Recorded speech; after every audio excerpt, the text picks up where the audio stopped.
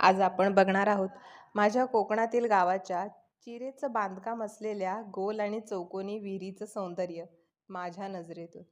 पहा, इतकी छान अशी वनस्पती या कठड्यावर उगवली आहे, वाऱ्यावर डोलत आहे, जणू त्या विहिरीला एका नव्या नवरीप्रमाणे नटवत आहे आपल्या सुंदर अशा फुलांनी. अगदी प्रमाणात सुटसुटीत जागेवर साजेशी अशी उगवली आहेत. लहानपणी या विहिरीवर येण्यासाठी आम्ही आतुर उत्साहित असायचो, पण पाय घसरून पडू किंवा ओलसर रस्त्यावरून जाताना धड पडू या भीतीने आजी ओरडायची. गौरी गणपतीमध्ये या विहिरी अशा तुडुंब भरून व्हायच्या, अजूनही वाहतात. इथेच दरवर्षी गौरी हरतालिका पूजन केले जाते, मग त्या घरी नेल्या जातात. प्रत्येक घरातील माहेरवाशीण त्यांना घ्यायला येते.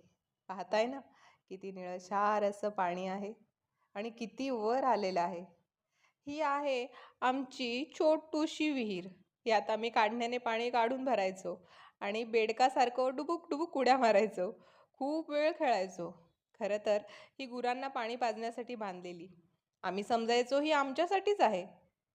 हा जो झरा वाहतोय ना, तो खरं तर झरा नाही आहे, गोल विहिरीतून ओव्हरफ्लो होत असलेलं पाणी आहे. ते हे अशा प्रकारे सोडलेलं आहे. आता ही आहे गोल विहीर. हिचा आकार शंकराच्या पिंडीसारखा आहे.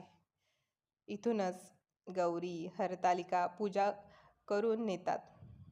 पाहताय ना, इतकं निळशार असं निर्मळ आणि फिल्टर वॉटरपेक्षाही स्वच्छ गोड असं चवीला, पण नैसर्गिक झऱ्यातून येत असलेलं हे पाणी.